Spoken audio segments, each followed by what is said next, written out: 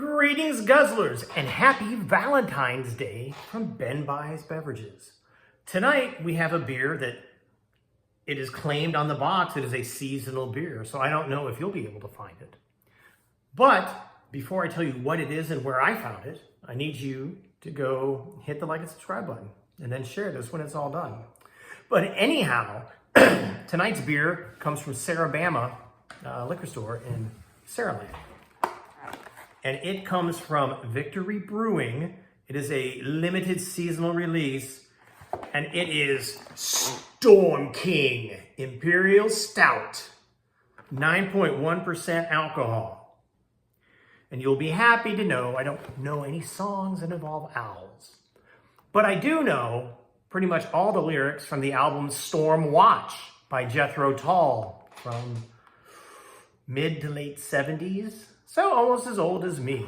So we shall see if I sing any of them. I mean, they seem fitting for a Storm King, an Imperial Stout. I'm excited, quite frankly. You know, because as the Stormwatch brews across the land, and a concert of kings, as the white heels snap at the... No, as the white waves snap at the heels of a soft prayer whisper. Maybe I don't know them as well. All right. It tells us to weather the storm. A thundering hop presence strikes your taste buds with robust notes of espresso and dark chocolate in this legendary, full-bodied Imperial Stout. Please recite.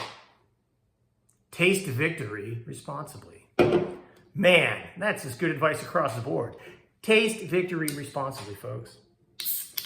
No matter what that victory may be or how you take it. Smells like not stout. But it looks like stout. Look at that deep, deep dark color. And I'm in the dining room today because where I normally film, is that's where the PS5 is, and my youngest buys beverages is in the middle of a game with his friends. And I think he's squad leader right now as they run around conspiring to kill the bad guys. So I'm not going to bust that leadership training groove. That just wouldn't be me. Now it smells more stouty.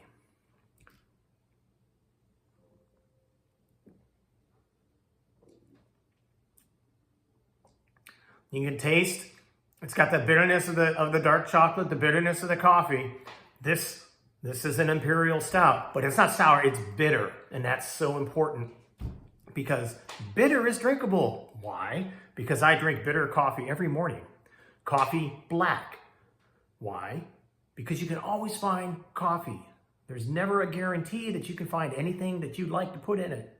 So just train yourself to drink that coffee black.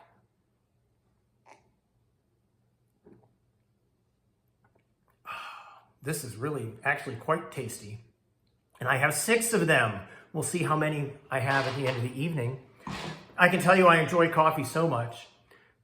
One habit I have is I never really wash the coffee cup if I can help it. And when I was a school teacher at the high school that buys beverages, I had a white ceramic mug. And the inside of it was as dark as this stout that it was. Because it was well seasoned, because that's what one does. My mug is well seasoned. And I had students that always wanted to get out of class, and they were polite about it. And they knew how to get a yes out of me. And they would say, "Hey, Mr. Buys Beverages, can we go get you some coffee?" And I was like, "Certainly." So I'd hand them the mug, and they would be suitably sickened by it. But one morning, I came in, and somebody had cleaned that mug. And it looked brand new. And to this day, I don't know if they thought they were trying to help me out, or if they were deliberately trying to mess with me.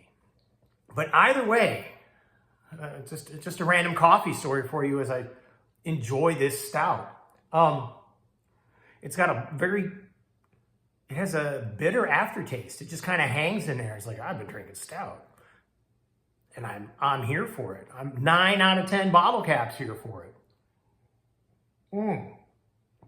What's another coffee story? All right, once upon a time, I was Lieutenant Buys Beverages. And I was the chemical officer for a field artillery unit.